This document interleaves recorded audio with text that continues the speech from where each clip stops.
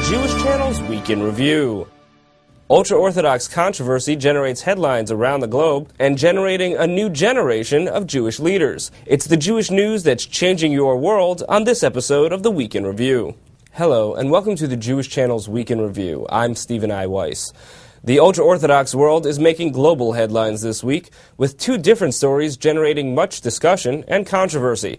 Firstly, amid charges of racism, the ultra-Orthodox of the Israeli town of Emmanuel gathered by the thousands to protest an Israeli Supreme Court decision that sentenced parents to 2 weeks in prison for what the court asserted was segregation by race. Controversy over the Beit Yaakov Girls' School in Emmanuel had been ongoing for years as a result of a segregation policy that Hasidic leaders say is meant to provide religious insulation, but which the Israeli Supreme Court said has resulted in de facto segregation in which Sephardic Jewish students are kept separate from Ashkenazi Jewish students.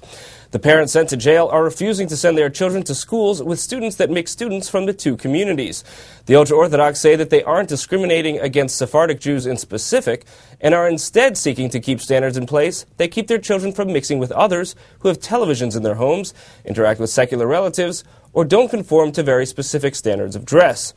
To bolster their claim that they're discriminating on matters of religious practice and not on matters of race, ultra-Orthodox Jews have pointed to the fact that several of the arrested parents are Sephardic Jews themselves. The Israeli Supreme Court, however, pointed to the fact that the overwhelming majority of students discriminated against are, in the end, Sephardic.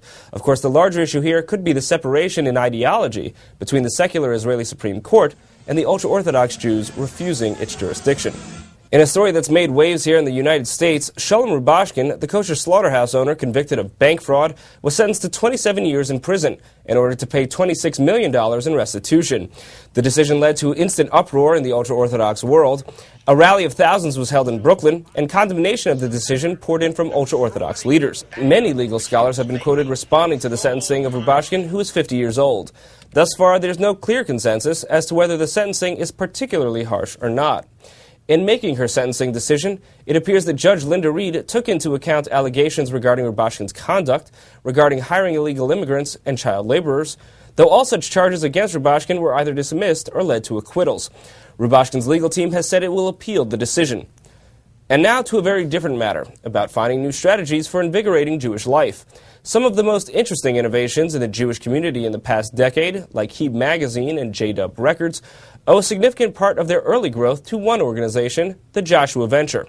That group provided a kickstart in financing and training to several young organizations in the earlier part of the decade, but didn't have the resources to continue doing so in recent years. Now, however, the group is rolling again, and Rebecca Honig-Friedman has the story. In the effort to become the next generation of Jewish leaders, these men and women have just been given a jump start. They are the recipients of the 2010 Joshua Venture Group Fellowship, whose goal is to cultivate the talent of young Jewish social entrepreneurs. And we believe by doing so, we will create a more expansive and a reinvigorated Jewish community. The 8 visionaries tapped for this mission were officially introduced at a meet-and-greet luncheon at City Winery in downtown Manhattan last week, where they hobnobbed with other Jewish leaders, heard from keynote speaker David Bornstein, author of How to Change the World, and had a chance to plug their initiatives, which run the gamut from Sarah Lefton's web-based Jewish literacy site, Godcast. Last year we got started by animating the entire Torah. To Zelig Golden's Bay Area-based Back to Nature and Adventure Wilderness Torah. We camped in the redwoods, we did Havdalah under the stars, and we mikvahed in a freezing cold river. To Ellie Winkleman's college campus-based social action through baking initiative, Challah for Hunger.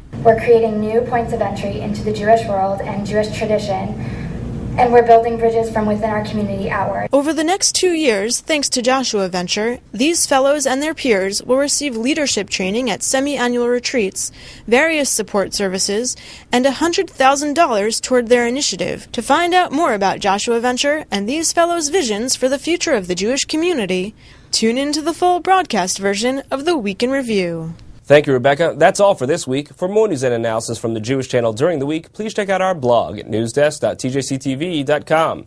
From all of us here at the Jewish Channel, be well. The Jewish Channel is available on cable. IO Optimum Cable Channel 291, Time Warner Cable Channel 528, RCN Channel 268, Verizon Fios Channel 900, and Cox Cable Channel 1. For more information, visit tjctv.com.